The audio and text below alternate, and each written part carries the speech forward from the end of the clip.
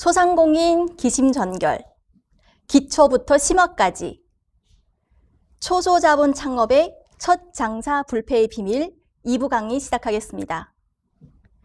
저희는 코로나 방역 수칙을 준수하면서 촬영하였습니다. 강의 진행하겠습니다. 5단계 중에서 사업계획서 작성하기입니다. 제가 사업계획서 작성해 보신 분 계신가요? 라고 질문을 해보면 혹은 손을 들어보세요 하면 보통 이렇게 얘기를 하시더라고요.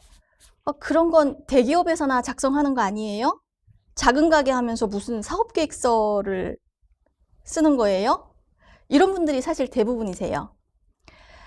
또 실제로 열의 9명 정도는 이 사업계획서에 대한 중요함 또 인식을 이제 못 하시고요. 하지만 작은 가게일수록 더 세분화된 이런 계획이 반드시 필요합니다. 하루하루 열심히 장사하며 돈을 버는 것도 중요하겠지만 계획서가 있으면, 이 사업 계획서가 있으면 이제 보다 탄탄하게 사업을 성장시킬 수 있기 때문이죠. 저희는 이 사업 계획서가 정부 투자 지원금을 받거나 이런 정부의 이런 투자 지원금을 받거나 아니면 벤처기업의 이런 투자를 받는 목적이 아니기 때문에 사실 그렇게 어렵게 생각하실 필요는 없어요. 나만 보는 사업계획서이기 때문에 꼭 필요로 한 우리 창업에서의 이런 꼭 필요한 내용이 들어가 있으면 저는 충분하다고 생각을 합니다. 이 사업계획서를 작성을 하면서 실제로 저희 수강생분들은 이 사업에 대한 자세, 마인드 자체가 많이 바뀌었다라고 얘기합니다.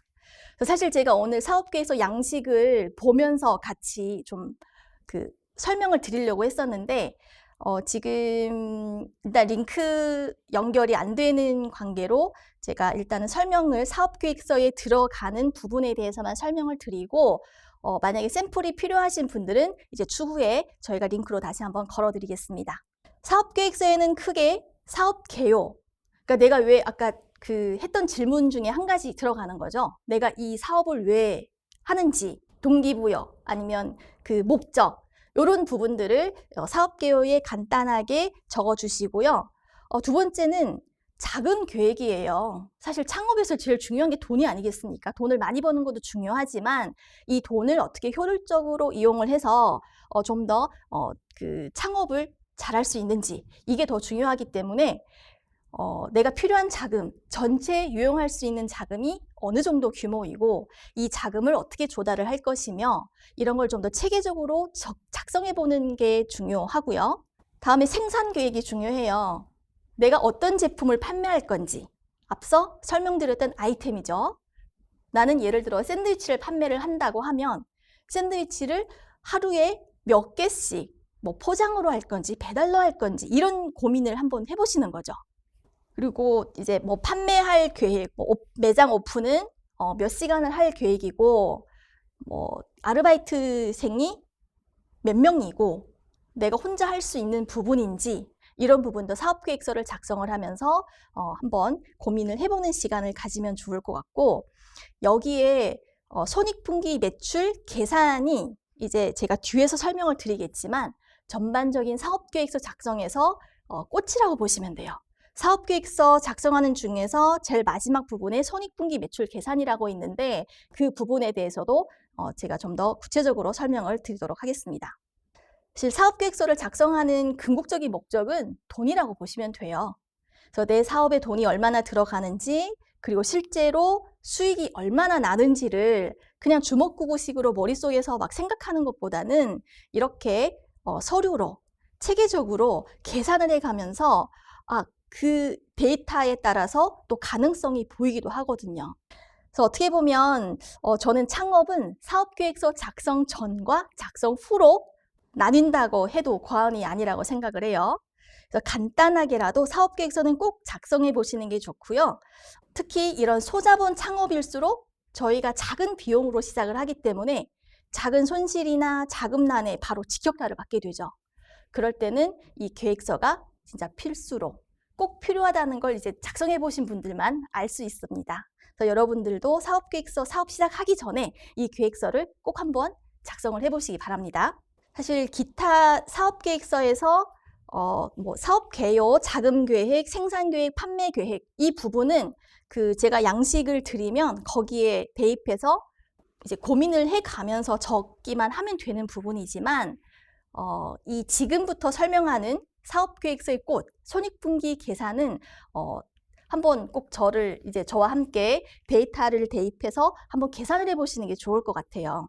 손익분기점을 계산을 한번 해봐야 된다라고 하는데 어떻게 보면 본격적으로 창업을 시작하기 전에 시뮬레이션을 돌린다라고 생각해 주시면 좋을 것 같아요. 그냥 사실 저희는 수시로 이게 빌딩을 세웠다가 부셨다가 그렇게 되게 많이 하잖아요. 저는 하룻밤에도 몇 번씩 빌딩을 세우려고 막 계획을 했다가 이건 안 되겠다. 또 부셔요.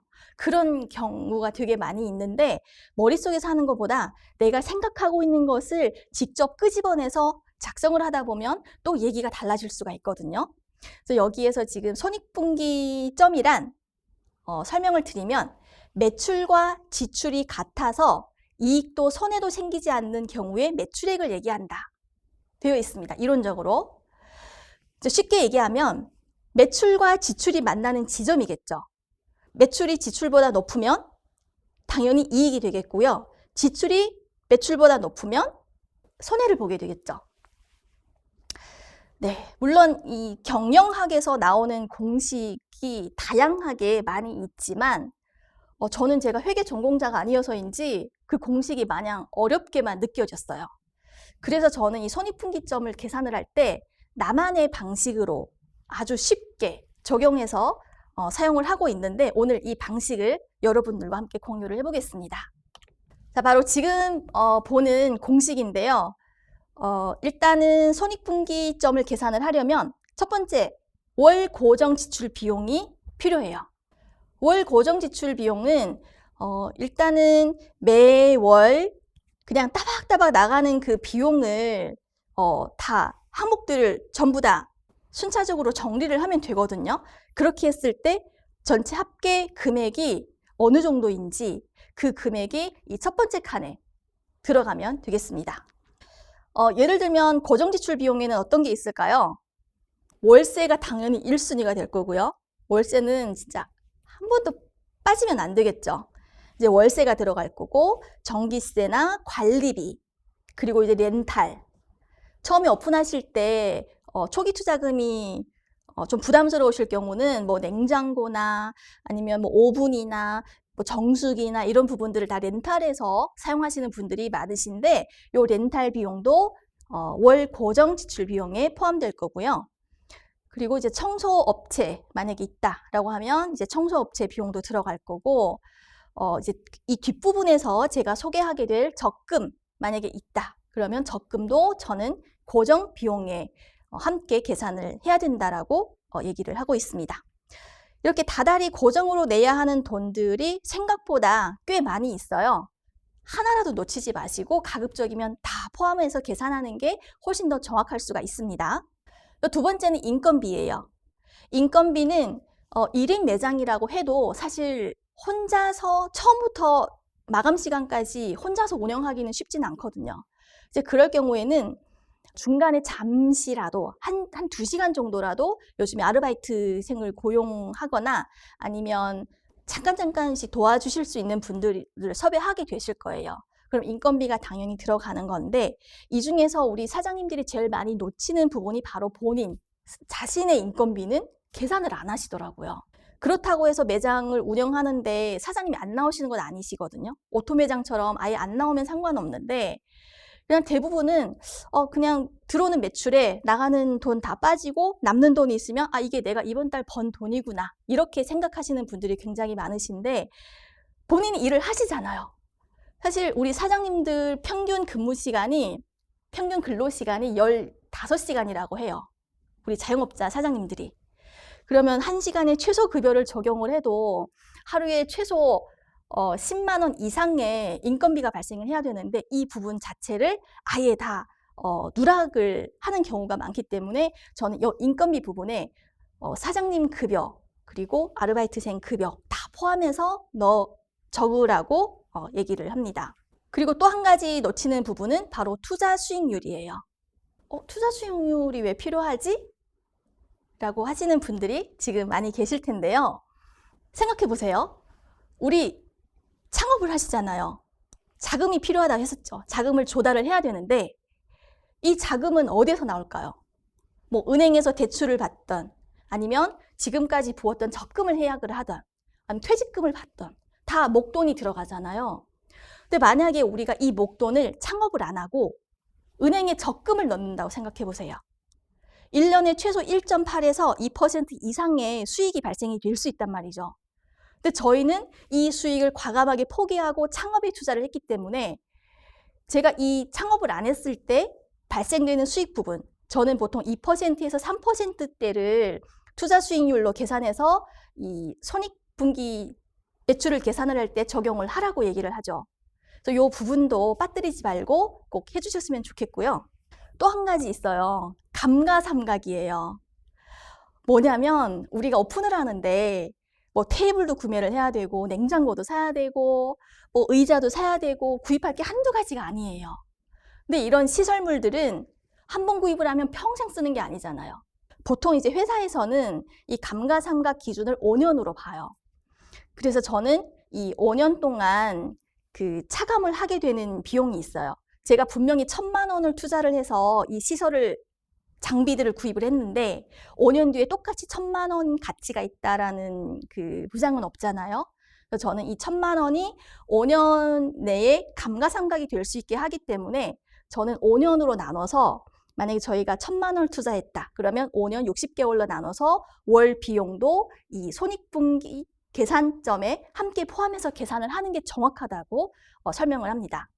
그래서 여러분들도 손익분기를 계산을 할 때 월 고정지출, 인건비, 투자수익률, 감가상각 이 네 가지 금액을 데이터를 정확하게 계산을 해서 같이 전체 그 합산을 해서 그 데이터를 얻는 게 꼭 중요하고요. 여기에 보면 1.45라는 숫자가 보이죠? 저는 이 공식에서 1.45라는 데이터를 이제 대입해서 계산을 했는데 1.45가 뭐냐면 저희가 예를 들어서 지금 고정지출 비용, 인건비, 투자수익률, 감가상각 네 가지 비용을 계산을 했는데 1,000만 원이 나왔어요. 1,000만 원 너무 큰가? 한 100만 원 나왔어요. 그럼 그 100만 원을 우리가 매출을 올리려면 식재료를 사와야겠죠. 내가 100만 원어치 음식을 팔려면 최소 30만 원의 식재료를 구입을 해야 된단 말이에요. 그럼 그 30만 원의 식재료와 또 음식을 만들면 그걸 바로 만든 음식을 또 포장해서 보내드려야 되잖아요. 그리고 재고가 또 남을 수도 있단 말이에요. 그래서 저는 1차 식재료 원가 30%와 포장에 드는 비용 그리고 로스율 이런 등등 부수적인 비용을 감안을 해서 45%를 잡아요. 그래서 보통 1.45로 계산을 해서 저는 월 손익분기를 계산을 하고 있는데 물론 가게의 사정에 따라서 달라질 수 있어요. 1.45는 예를 들어 우리는 배달 매장이 아니어서 포장용품이 필요 없어요. 그러면 이 10%는 계산을 안 해도 되겠죠. 그래서 이렇게 저는 지금 제 매장 상황에 맞게끔 1.45로 계산을 해서 월 손익분기 매출을 작성을 하고 있고요. 자, 이렇게 전체 비용 곱하기 1.45를 했을 때 월 손익분기 매출이 1,000만 원이 나왔어요. 한 달 1,000만 원이 나왔어요. 이 얘기는 뭐냐면 한 달 동안 내가 1,000만 원의 매출을 올려야 남는 금액이 없이 방송용 건가? 또이또이로 사업을 할 수 있다라는 얘기인데요. 그런데 여기에서 또 만약에 내가 1,000만 원이다 그러면 대부분 30일로 나누시더라고요. 그럼 하루에 내가 얼마나 매출을 올려야 되는지 그 하루 판매 금액을 알기 위해서 30으로 나누시는데 사실 저희 매장을 오픈한다고 해서 365일 동안 계속 운영을 유지할 수는 없거든요. 우리도 휴식이 필요해요. 사장님들한테도. 그럼 이때는 30이 아니라 내가 실제로 가게를 며칠을 오픈할 건지를 계산을 하셔야 돼요. 예를 들어 오피스 상권이다. 그럼 오피스 상권은 토요일날, 일요일날은 장사를 거의 못 하세요. 그러면 한 달에 20일, 그럼 1,000만 나누기 20을 하면 하루 최소 매출액이 50만 원이 나오는 거예요. 그러니까 내 이 매장에서 최소 50만 원의 매출을 올려야 이 매장을 내가 운영할 수 있구나. 그거도 내가 기본적으로 급여만 받을 수 있고, 그러니까 투자의 이런 그 수익, 별도의 수익이 없이 그냥 제일 기본적인 인건비만 받고 이 매장을 운영할 수 있구나. 이런 데이터를 알게 되는데요. 그럼 이때 50만 원, 보통 이때 계산이 된 데이터를 가지고 이제 포기하시는 분들이 많으세요. 예를 들어 상권이 가격이 임대료가 저렴하다고 해서 되게 골목진 상권으로 들어갔는데 3,500원짜리 샌드위치를 만약에 50만 원어치 판다고 하면 하루에 샌드위치를 몇 개를 팔아야 될까요? 계산을 해보면 바로 답이 나오죠. 아, 그럼 내가 이 상가에서 과연 이만큼 매출을 올릴 수 있을지 한번 고민하게 되고 답이 나오는 거죠. 아, 여기에는 절대 내가 유지하기 힘들구나. 이런 판단이 서기 때문에 저는 손익분기 계산은 필수라고 꼭 반드시 해보시라고 얘기를 하고 싶습니다. 자, 이렇게 손익 계산을 해봐야 밑 빠진 독에 물을 붓고 있는지 독을 차오르게 하는 것인지를 진짜 몸으로 체험할 수가 있어요. 여러분들도 오늘 제가 설명드린 이 계산법에 따라서 오픈하시기 전에 또는 오픈하셨던 분들도 상관없어요. 오픈하시기 전에는 내가 이 매장에서 얼마 정도 팔아야 되는지를 알 수 있고, 오픈하신 분들은 어때요? 오픈하신 분들은 그럼 내가 어떻게 새로운 메뉴를 더 추가를 하거나 아니면 새로운 매출 파이프라인을 연결을 해서 좀 더 매출을 증대할 수 있는지 그런 고민을 할 수만 있으면 저는 충분하다고 생각을 하거든요. 자, 이렇게 해서 저희가 성공하는 창업 5단계 공식까지 설명을 드렸고요. 그럼 이제 계속해서 실전편이에요. 가게 운영 노하우. 사실 가게 운영에 있어서 저는 사실 해드리고 싶은 얘기가 굉장히 많았어요. 근데 일단은 시간도 한정돼 있고 때문에 제가 저는 이거는 꼭 얘기하고 싶다라는 부분을 제가 선택을 해서 이렇게 3가지로 나눴습니다. 자, 첫 번째는 사업 자금을 절대 올인하지 마세요. 두 번째는 대기업에서 하지 않는 틈새 시장을 공략하기. 세 번째는 메뉴 수는 줄이고 전문성은 높이세요. 이 3가지 키워드로 제가 계속해서 가게 운영 노하우에 대해서 설명을 드릴게요. 보통은 이제 창업을 시작을 하게 되면 예상 밖에 나가는 돈이 굉장히 많게 돼요. 근데 사실 소자본 창업일수록 저희가 여유 자금이 그렇게 막 많이 확보된 상황에서 시작하는 게 아니기 때문에 정말 더 타이트하게 금액을 나눠서 계획을 짜는 게 중요하고요.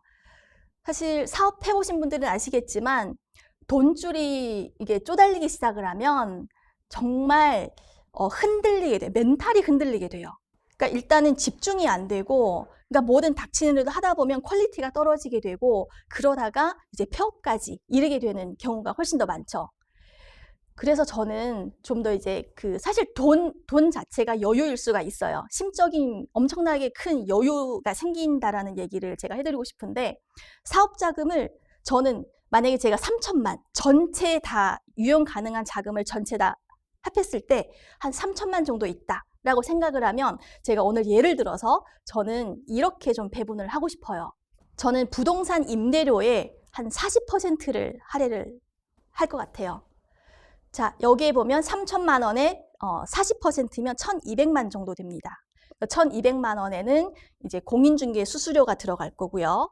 권리금이 만약에 있으면 권리금도 포함을 해야 되고, 그리고 임대료 또는 보증금, 이 부분이 모두 포함이 돼야 돼요. 그래서 제가 만약에 3천인데 보증금이 막 2천 이상, 40% 이상이 들어가는 매장이 마음에 든다고 하더라도 그 매장을 계약하시면 안 돼요. 그래서 최대 40% 이내에서 좀 자금, 부동산 관련된 비용을 운영을 해주시는 게 좋고요. 인테리어 비용 할 얘기가 진짜 많아요. 인테리어는 저는 최대 30%를 할애를 하라고 설명을 드리는 이유가, 사실 인테리어는 한도 끝도 없어요. 티도 안 나요. 돈을 쓴 효과 자체가 안 나요. 왜냐하면 예를 들어 우리 대리석을 선택을 하잖아요. 대리석을 수입산을 사용을 하는지 국산을 사용하는지에 따라서 가격이 천차만별이고요. 수입산 중에서도 유럽산이냐 중국산이냐 또 가격이 달라요. 근데 이 계획이 없이, 자금 조달 계획이 없이 그냥 예뻐, 얘를 샀어. 그럼 나머지 돈이 없으면 어차피 인테리어는 완성을 해야 사업을 이제 오픈을 할 수 있기 때문에 또 다른 부분에서 돈을 끌어다 사용할 수밖에 없거든요. 그러면 정말 나중엔 땜빵밖에 안 되는 식이 되기 때문에 인테리어 부분에서만 정말 욕심을 버리셔야 돼요. 욕심을 버리고 내가 활용할 수 있는 금액이 900만 원이다. 그러면 900만 원에서 우선순위를 정하는 게 중요해요. 그러니까 내가 이 부분은 반드시 완성이 돼야 오픈을 할 수 있는 부분이 있어요. 예를 들어 싱크대, 작업대 뭐 이런 부분들, 그리고 오픈하고 나서 먼지가 날리거나 뭐 전기 연결선이 노출돼서 추후 작업이 어려운 부분, 그런 인테리어 부분은 반드시 오픈 전에 완료를 해야겠지만, 뭐 작은 그 인테리어 끝나고 나서도 이제 소소하게 추가할 수 있는 부분들은 돈이 생길 때마다 살림을 하나씩 늘려가는 마음으로 하는 것도 사실 재미있어요. 저는 실제로 4평 매장 오픈을 했을 때 인테리어를 제가 딱 1,000만 원을 사용을 했기 때문에 자금이 별로 없었어요. 그래서 제가 하다 보니까 저는 꼭 필요한 기술이 필요한 전기, 타일 이런 부분들은 이제 전문가를 섭외해서 만들었고, 뭐 이런 페인트 칠이나 뭐 뒷청소나 이런 부분들은 제가 다 셀프로 했어요. 그래야 가격이 맞는 그 예상한 금액 내에서 해결을 할 수 있는 부분이고, 또 예를 들면 에어컨을 사려고 했더니, 제가 7월 달에 오픈을 했는데 에어컨을 사려고 했더니 금액이 꽤 비싼 거예요. 100만 원 이상이 나가는데 제가 900만 원에서 도저히 그 에어컨 비용이 감당이 안 되는 거예요. 그래서 어쩔 수 없어서 에어컨은 설치하는 위치, 전기 코드만 잡아놓고 에어컨은 오픈하고 한 달 뒤에 추가로 이제 유동자금이 생기면서 그때 제가 설치를 하게 되었습니다. 여러분들도 이런 상황을 좀 참고해 주셨으면 좋겠고요. 그리고 이제 집기 및 비품 비용 같은 경우는 한 15%로 잡았어요. 여기에는 이제 보면 그 오픈에 꼭 필요한 거, 냉장고는 반드시 필요하겠죠. 냉장고, 냉동고. 이때도 금액에 따라서 내가 중고로 살 거냐 아니면 새 제품으로 살 거냐, 이렇게 다 계획을 나눌 수가 있겠습니다. 오픈에 들어가는 용품들을 또 얘기하려고 하면, 저는 사실 이게 오픈 비용이 한계가 있다 보니까 전기밥솥, 집에 있는 그릇, 밥주거, 뭐 전자레인지 이런 비품들을 다 집에 걸 다 옮겨갔어요. 그러니까 저희 집에는 지금도 아무것도 없어요. 그러니까 요즘에는 이제 밥을 좀 해 먹으려고 하나씩 옮겨서 이제 또 새로 장만하는 것들도 있긴 하지만, 오픈 초반 때는 제가 웬만하면 돈을 좀 아끼고 절약하고 한정된 예산 내에서 사용하려고 부득이하게 이 방법을 사용할 수밖에 없었고요. 그리고 케이터링 같은 행사는 이제 주문이 들어올 때마다 저는 황학동 주방거리로 이제 뛰어갔죠. 이제 주문 들어와서 선수금을 받으면 이제 그 돈으로 또 가서 그릇도 새로 사고 그 행사에 맞는 소품들을 구입하고, 그렇게 하면서 옮겼는데, 저는 제가 보증금을 제외하고 1,000만 원으로 4평 매장을 시작을 했는데, 지금 아까 처음에 설명드렸듯이 이미 그 1,000만 원으로 2개의 오프라인 매장과 1개의 온라인 매장을 지금 운영을 하고 있는 거죠. 사실 저는 창업이 바로 이런 부분이 더 매력이 있는 것 같아요. 사실 큰 돈을 투자해서 하는 창업은 누구나 할 수 있다고 생각을 하거든요. 하지만 소자본으로 이렇게 차근차근 키워가는 창업은 사실 오히려 더 어려워요. 돈이 있어 창업하는 것보다. 그래서 여러분들도 이런 창업의 묘미를 좀 느껴보셨으면 좋겠고요. 자, 이렇게 계산을 해보면 전체 비용 3,000만 원에서 지금 전체 40%, 30, 15% 이렇게 했던 2,550만 원이 들어갔고, 제 손에 예비 비용이 450만 원이 남았어요. 그래서 이 450만 원 같은 경우는 가급적이면 손에 꼭 잡고 계시다가 정말 급한 일이 생길 때마다 한 번씩 좀 알뜰하게 사용하시는 걸 저는 추천을 드립니다. 두 번째로는 사업 자금을 절대 올인하지 마세요. 비상 통장은 최소 4개. 이 부분도 저는 월 고정 지출에 포함하라고 앞전에 설명을 드렸습니다. 그래서 어떤 통장이 필요하시냐면요. 자, 필요한 통장 한번 보겠습니다. 네, 첫 번째는 예비비 통장이에요. 장사가 안 될 때를 대비해서 최소 3개월에 내가 한 달 만약에 운영 비용이 한 100만 원이 들어간다 그러면 최소 300만 원 정도는 가지고 있어야 어딘가 모르게 든든하고 안전해요. 그래서 이게 뭐 사실 장사를 해보시면 아시겠지만 똑같이 잘 될 때가 없거든요. 장사는 되게 이게 롤러코스터 같아요. 잘 되는 날도 있고 안 되는 날도 있고. 그렇다고 해서 장사가 안 된다고 해서 이 매출액에 따라서 사장님의 표정까지 바뀌면 안 돼요. 사업하시는 분들은 항상 일관성 있게 유지를 해야 오시는 손님들이나 아니면 또 함께 일하는 직원분들이 계신다고 하면 이게 서로 불편한 상황이 연출되지 않게끔 조심을 해야 되거든요. 그래서 예비비가 있으면 장사가 안 될 때도 있고 될 때도 있는 거기 때문에 안 되면 또 되게끔 만들면 되잖아요, 저희가. 일단 마음이 편한 게 제일 중요한 것 같아요. 왠지 모르게 보험처럼 든든하다. 이게 첫 번째고요. 두 번째는 비상금 통장이에요. 뭐 예비금이나 비상금이나 거기서 거기 아닌가요? 라고 얘기하실 수도 있지만 혹시 모를 예상치 못할 일을 대비해서 드는 적금인데 예를 들면 그 직원이 다쳤다거나 일을 하다가 아니면 갑자기 우리가 생각지도 못하는 변수가 일상생활 중에서 항상 있잖아요. 저희가 뭐 없으면 당연히 좋은 거고. 그래서 저는 이 비상금 통장을 만약에 이제 모아두다 어느 정도 금액이 생기면 그 돈으로 뭐 회식도 한번 하고 아니면 해외여행도 가고 저는 이렇게 좀 돈을 활용을 해서 사용을 하고 있어요. 세 번째로는 퇴직금 통장과 노란 우산 공제입니다. 요즘에는 그 아르바이트생을 고용을 하더라도 그 퇴직금을 지불하게 되어 있어요. 짧게 일을 하더라도 이게 15시간, 이건 제 분야가 아니기 때문에 정확하게는 이제 말씀을 못 드리겠지만, 퇴직금이 나가는데 이 퇴직금요, 나갈 때는 왠지 목돈이기 때문에 되게 아깝다는 생각도 좀 들고, 이게 한꺼번에 목돈 마련하기도 생각보다 쉽진 않아요.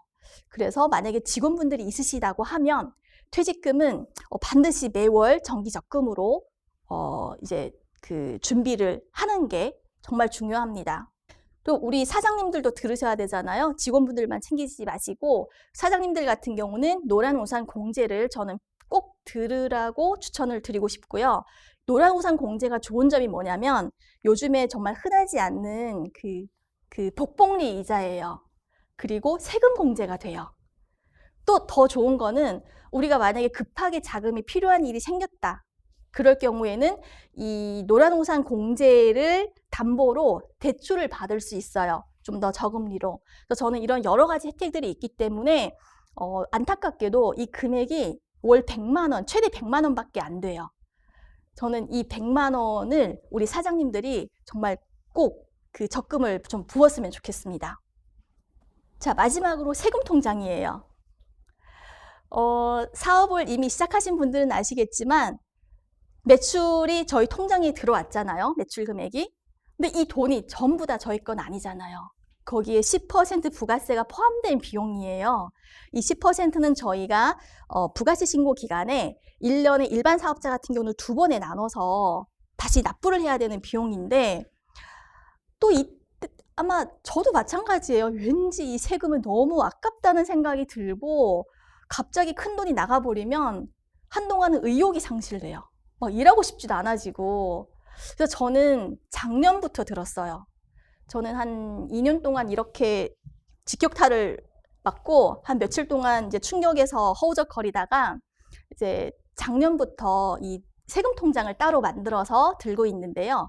일단은 전월 매출액의 10%를 적금을 붓고 그리고 전년도 매출, 만약에 이제 회계사가 우리 그 장부를 관리를 해주신다고 하면 한번 그 문의를 해보면 저희가 전년도 세금을 얼마나 냈는지를 금액을 알 수 있을 거예요. 그럼 전년도 금액에 12를 나누면 한 달에 대략 그 나가는 세금을 예측할 수가 있잖아요. 그래서 그 두 가지 금액을 합쳐서 저는 이 세금 통장에 매월 꼬박꼬박 좀 적금을 넣고 있습니다. 여러분들도 참고하셔서 적금 통장을 좀 준비를 해보시면 좋을 것 같고요. 돈을 벌려고 장사하는데 돈이 나갈 통장부터 먼저 준비를 하라고 하면 좀 어이가 없을지도 모르겠지만 사실 이런 소자본 창업에서 자금 운영을 정말 잘 하셔야 돼요. 알뜰하게 돈 관리를 하셔야 안정적으로 이 사업을 운영할 수 있기 때문에 제가 꼭 당부의 말씀을 드리고 싶습니다. 자, 계속해서 틈새 시장을 공략하는 팁을 좀 알려드리려고 합니다. 틈새 시장을 찾는 방법은 이렇게 고객 특성을 관찰한 뒤 하나를 골라보자, 또는 고객의 니즈를 파악하고 하나에 초점을 맞춰라. 매장 주변 상권에 어떤 특징이 있는지 파악해라. 너무 어려워요. 그렇죠? 뭐 마지막에 위 세 가지 특징이 어떤 결론에 도달하는지 집중해서 하나의 결과로 도출해보자. 대부분의 경제 관련된 책에서는 이렇게 설명을 해요. 어렵죠? 그래서 제가 오늘 쉽게 알려드리는 방법은, 예를 들어서 사실 우리 틈새 시장은 잘 나가는 집하고 경쟁하는 것보다는 그 집에서 못하는 걸 보완해서 하는 게 훨씬 더 현명하다고 생각을 해요. 예를 들면 우리 근처에 잘 나가는 매장이 냉면집이 있어요. 그리고 냉면집이 계속 줄을 서서 사람들이 먹고 있어요. 그래서 저도 냉면집을 옆에 하면 잘 될 것 같아서 똑같이 냉면집을 하면 장사가 잘 될까요? 그 이미 잘 되고 있는 맛집을 저희가 이긴다는 보장은 없고요. 사실 쉬운 일이 아니에요. 그 맛집을 뛰어넘으려면 정말 더 피땀 나는 노력을 해서 준비를 해도 될지 말지는 이게 미지수인데, 차라리 그 노력보다는 그쪽의 틈새 시장을 공략하는 게 낫다라는 거예요. 냉면을 먹고 나면 보통 어떤 생각이 드시나요? 냉면은 사실 배불리 먹는 음식이 아니잖아요. 막 20대, 만약에 그 냉면집 주 고객층이 젊은 층이다. 그러면 젊은 층들은 오히려 더 달콤한 걸 좋아할 수가 있어요. 그러니까 냉면을 먹고 나와서 찾는 디저트류로 들어가는 게 훨씬 더 현명하다라고 저는 생각을 하고 있습니다. 좀 달콤한 음식인 그 도너츠나 핫도그나 꽈배기나 이런 아이템들이 냉면집 옆에서 있으면 훨씬 더 틈새 시장이 될 수가 있고, 또 요즘에는 협업 마케팅이라고 해서 많이 하죠.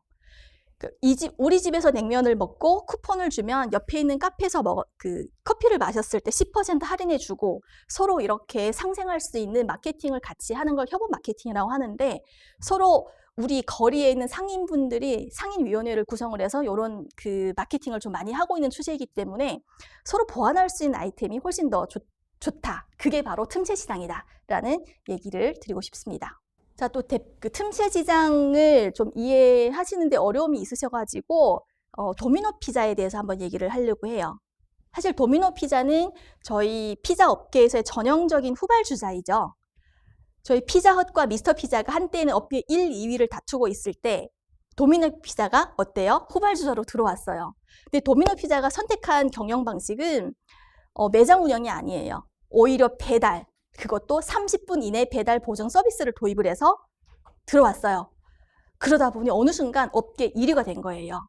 이게 바로 틈새 시장이고요. 대형마트에서는 어떤 틈새 시장이 있냐면 1인 가구, 요즘 1인 가구 비율이 36% 이상이 된다라고 합니다.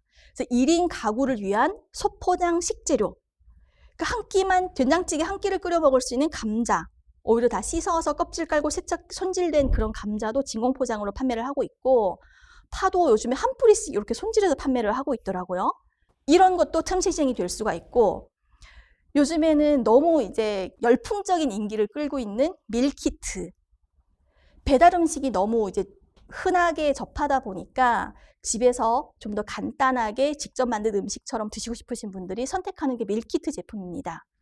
그래서 밀키트도 요즘에 틈새 시장이 될 수가 있고요.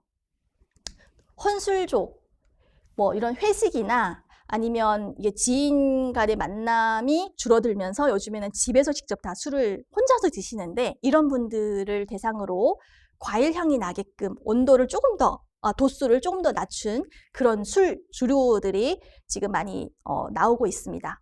이런 것도 이제 대표적인 틈새 시장이라고 할 수 있겠습니다. 네, 이제 계속해서 한번 이제 메뉴 수는 다운되고 전문성은 업해라라는 관련된 주제로 좀 얘기를 나눠보고 싶은데요. 혹시 당신의 시그니처 메뉴는 무엇인가요? 라고 질문을 하면 대부분 이렇게 얘기를 하시죠. 저희는 음식 다 맛있어요. 당연히 맛있겠죠. 요즘에 맛없으면 장사를 못하니까 당연히 맛있겠죠. 그런데 또 어떻게 생각을 해보면 음식이 다 맛있다라는 거는 너무 평범하다라는 의미가 아닐까요? 그래서 사실 저희 메일앱이 처음 오픈했을 때는 샌드위치 메뉴만 최소 20가지가 넘었어요. 그러니까 전단지를 보면 아직도 옛날 전단지가 있는데 이렇게 보면 제가 할 수 있는 모든 메뉴를 다 집어넣었어요.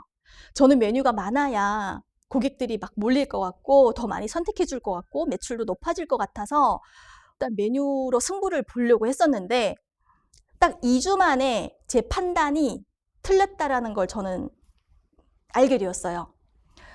오픈 때는 뭐 이미 재고가 있기 때문에 원하는 메뉴를 제가 다 만들어 드릴 수가 있어요. 근데 2주 정도 지나다 보니까 이제 식품 같은 경우는 저희 그 유통기간이 굉장히 짧은 편이에요. 그리고 그 장사가 뭐 메뉴가 잘 안 팔리는 재료 같은 경우는 이제 저희가 폐기를 하게 되는데 폐기를 한 재료는 또 재구입을 안 하게 돼요. 아깝잖아요. 근데 손님들은 이상하게도 꼭 없는 메뉴만 찾아요, 오시면. 근데 찾을 때 제가 못 해드리면 당연히 또 이게 신뢰도도 떨어지고 전문성도 없어 보이고 그런 부분들이 좀 있더라고요. 그래서 사실 이게 메뉴가 많으면 저희가 일하는 시간도 훨씬 더 길어질 거고 생산성도 떨어질 거고 재료 로스도 많기 때문에 저희 수익률도 당연히 낮아질 거고 그래서 저는 이런 부분 때문에 계속 메뉴를 최대한 줄여라. 요즘에는 사실 단일 메뉴로도 성공하는 그 브랜드들이 굉장히 많이 있어요. 그리고 요즘 잘 나가는 체인점들 보면 대표적인 메뉴 6가지 정도가 딱 적당한 것 같았어요. 근데 그 중에서도 한 가지가 제일 대표적인 메뉴이고 그렇게 좀 이제 메뉴를 최대한 줄이려고 많이 노력을 하고 있는데 그 대신 전문성이 있어야겠죠. 나는 샌드위치 전문점이면 어디에서도 맛볼 수 없는 우리 매장에서만 먹을 수 있는 전문성, 맛, 모양 그게 모두 다 이제 뒷받침이 돼 주어야 그 메뉴가 적었을 때 가게를 안정적으로 운영할 수 있는 부분이 될 수 있습니다.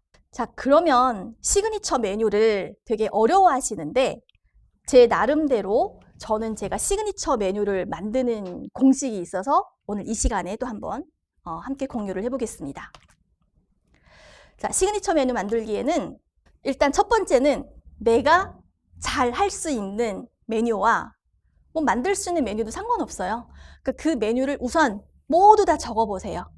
첫 번째는 적어보고 두 번째는 원가를 알게 되잖아. 이 메뉴를 나오는데 뭐 소시지 값이 너무 비싸거나 아니면 햄이 너무 많이 들어가서 단가가 높거나 원가 비율이 높거나 이런 메뉴들을 따져가고 또 이 메뉴를 만드는데 손이 되게 많이 가고 작업 시간이 오래 걸린다. 이런 메뉴들도 한 번씩 체크를 해주고 재료 보관이 엄청 까다로운 식재료가 있어요. 유통기간이 뭐 하루도 안 되는 그런 식재료도 있을 거고 이제 그런 부분들을 꼼꼼하게 따져가면서 하나씩 지우는 거예요.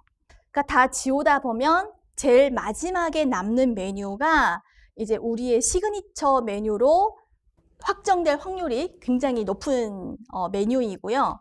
이때는 이제 우리 이 메뉴가 경쟁력이 있는지를 한번 따져봐야겠죠. 그래서 만약 경쟁력이 좀 부족한 것 같다라고 하면 또 경쟁자를 분석을 해서 우리만의 전문성을 개입을 해서 차별화된 그런 메뉴로 만들고 난 다음에 사실 저는 메뉴 한 가지만 팔았으면 좋겠는데 대부분의 사장님들은 불안해하세요. 그래서 제가 한 5개에서 6가지 메뉴도 괜찮다라고 생각을 하고 일단 한 가지 시그니처 메뉴가 있어요. 그러면 비슷한 카테고리, 이게 너무 생뚱맞은 메뉴도 안 되거든요. 우리 시그니처 메뉴가 샌드위치인데 갑자기 뚝배기, 불고기 뚝배기가 들어왔어요. 당연히 안 되겠죠. 어울리지 않는 메뉴잖아요. 그래서 최대한 비슷한 카테고리에서 좌우 2개씩 적어주시면 최소 5가지 메뉴가 나옵니다. 네, 이렇게 해서 저희만의 전문성이 강한 메뉴를 압축해서 만들어주는 게 중요하고요. 너무 평범한 음식점보다는 그래도 좀 우리의 시그니처 메뉴가 있는 매장을 운영해 보시길 바랍니다. 이제 저희 오늘 제가 준비한 마지막 주제인데요. 바로 공부하는 사장만이 살아남는다입니다. 왜 요식업 폐업률이 높을까요? 뭐 유독 요식업계가 폐업률이 이제 높은데 뭐 물론 원인은 여러 가지가 있겠지만 제 생각에는 이런 공부나 준비 과정이 부족한 채로 창업에 뛰어들었다는 부분이 아마 좀 한몫을 하는 것 같습니다. 예를 들면 우리 프랜차이즈를 오픈을 하잖아요.